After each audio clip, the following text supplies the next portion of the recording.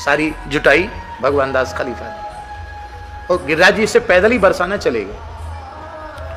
भोर में जल्दी गए और सामग्री भी अपने हाथ में ही झोला मैंने अपने कमंडल और बाल्टी लेके वहां गए, घी वगैरह लेके गए। तो राधा बाग में स्नान करके और सभी लोग तो अपने नित्य नियम करने लगे, हरिराम बाबा पुजारी जी और महाराज जी तो शुरू से सेवा का अभ्यास था।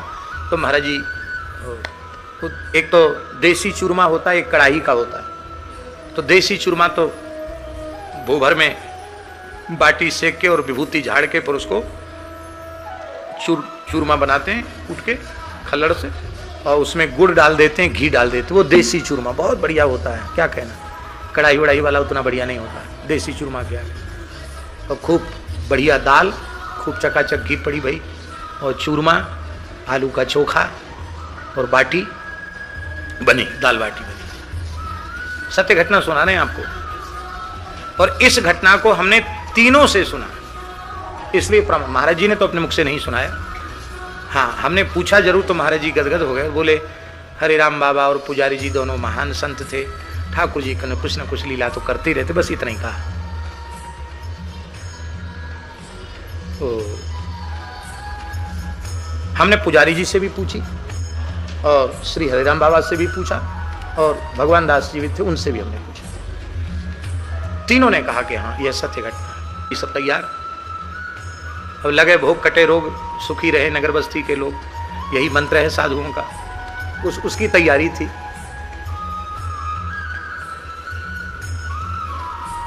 तो महाराज जी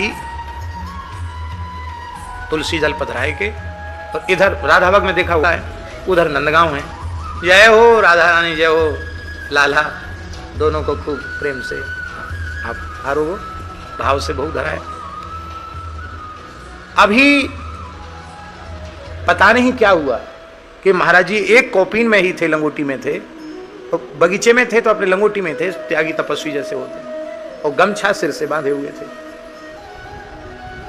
और तब तक महाराज जी अकस्मात भावाविष्ट हो गए और नंदगांव की ओर भागे, राधाबाग से सीधे, कोई रास्ता वस्ता नहीं, खेत वेत सब ऐसी भागे।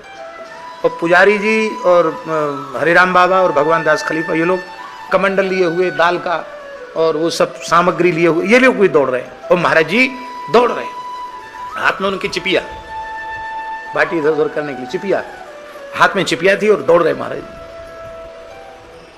आवाज भी लगाई, महाराज जी कहां जा रहे हो, कुछ सुना नहीं उन्होंने, सीधे नंदगांव नंद महल पधारे, ठाकुर जी के लाला के यहाँ पधारे। वहां आकर महाराज जी तो प्रणाम करते करते मूर्छित हो गए, और सब संत वहां बैठ गए। यह रहस्य पता नहीं चला कि महाराज जी भाग के यहां क्यों आए। अब वृंदावन दास की विचित्र घटना, ठाकुर जी को पर्दा आया हुआ था नंदमहल में, और जैसे ही पर्दा खुला तो चांदी के थार में 4 लड्डू महाराज जी के हाथ के बने हुए चूरमा के, देसी चूरमा के 4 लड्डू। अब लड़ुआ तो पहचान में आया, क्यों यहाँ लड़ुआ पात्र में लड्डू रखे हुए हैं, वहां सामने लड्डू। तो फिर ये समझ में आ गया कि हाँ ठाकुर जी, बाद में यह ज्ञात हुआ कि महाराज जी ने जैसे ही ठाकुर जी को पुकारा तो श्री कृष्ण बलराम तत्काल सामने प्रकट हुए। एक एक लडुआ कृष्ण ने हाथ में लिया, एक एक लडुआ दाऊ जी ने लिया, और कृष्ण बलराम दो भैया दौड़ के नंद महल की ओर ठाकुर जी को पकड़ने के लिए महाराज जी दौड़े।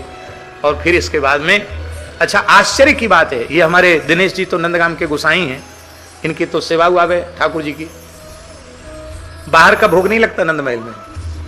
लेकिन आश्चर्यजनक घटना थी कि जो सेवक ठाकुर जी के, उनके भी दिमाग में ये बात नहीं आई कि यहाँ रसोई घर में चूरमा बने नहीं, और ठाकुर जी के थाल में चूरमा के लड्डू कैसे रखे।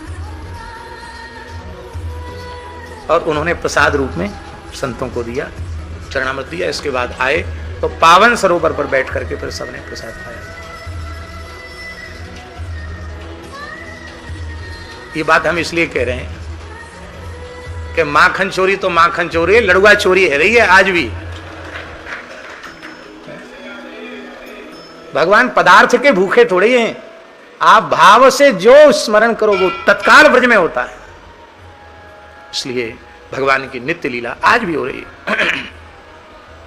श्री सुदामापुरी में रामानंद पुस्तकालय में महाराज जी विराज रहे थे, और दास ने एक जिज्ञासा की व्यास जी के पद पर, हरिराम व्यास जी का पद है,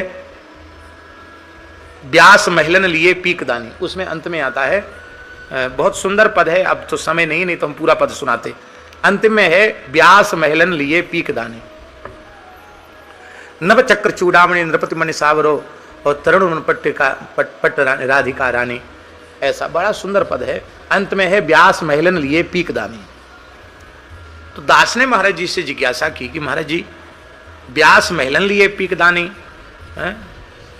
हरिराम व्यास जी कह रहे हैं कि विहरत तहां दो, वहां दोनों विहार कर रहे हैं और वहां कोई नहीं, जानना पावत को, वहां कोई नहीं जाता, पर हम तो हैं वहां।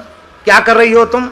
व्यास महलन लिए पीक दानी, नित्य निकुंज में, निवृत्त निकुंज में मैं हूं, क्योंकि युगल सरकार वो वीरी चरवण करते हुए उनको थूकने की इच्छा होगी, तो पीक दान की सेवा हमारी है, पीक दान लेकर के मैं उपस्थित हूँ। हमने कहा कि निरंतर व्यास जी वहाँ भी उपस्थित हैं और प्रकट रूप से संत स्वरूप में जुगल किशोर जी की सेवा भी कर रहे हैं, संतों की भी सेवा कर रहे हैं। तो एक समय में, एक काल में ये दो प्रकार से कैसे हो सकता है कि सखी रूप में सेवा भी और इधर प्रकट रूप में संत सेवा और ठाकुर सेवा भी, ये कैसे हो सकता है? क्या दो स्वरूप हो जाते हैं क्या? ऐसे हमने जिज्ञासा का भाव ये था। तो महाराज जी कोई हिसाब किताब कर रहे थे पुस्तकालय का, तो रुपया गिन रहे थे। पता नहीं उस समय परमहंस जी निकट में थे कि नहीं थे। आप थे? हैं? आप बरसाना थे? हाँ, परमहंस जी बरसाना थे और हमारे निकट राम किंकर दास जी नाम के संत वो बैठे थे, वो थे, हम थे। और महाराज जी ऐसे रुपया गिन रहे थे। तो हमसे महाराज जी ने कहा, पंडित जी तुम क्या देख रहे हो, मैं क्या कर रहा हूं? तो हमने हंसकर कहा, महाराज जी रुपया गिन रहे हैं। बस ये शब्द मेरे मुंह से निकलते ही तत्काल भावाविष्ट हो गए, एक साथ प्रेम के लक्षण उनके श्रीअंग में प्रकट हो गए और बोले तुम्हारी दृष्टि में हम नोट गिन रहे हैं, पर इसी समय हम कृष्ण बलराम के साथ गिरिराज जी की तलहटी में गैया चरा रहे हैं। ये कहकर महाराज जी व्याकुल हो गए, नेत्र एकदम अरुण वर्ण के हो गए, होठ कांपने लगे, एकदम जैसे बिजली का करंट लगे, ऐसे झटके महाराज जी के शरीर में आने लगे। हम तो लोग स्तब्ध रह गए, ऐसे सामान्य सी घटना थी, ऐसा हो गया। महाराज जी की वाणी से ऐसा निकल गया।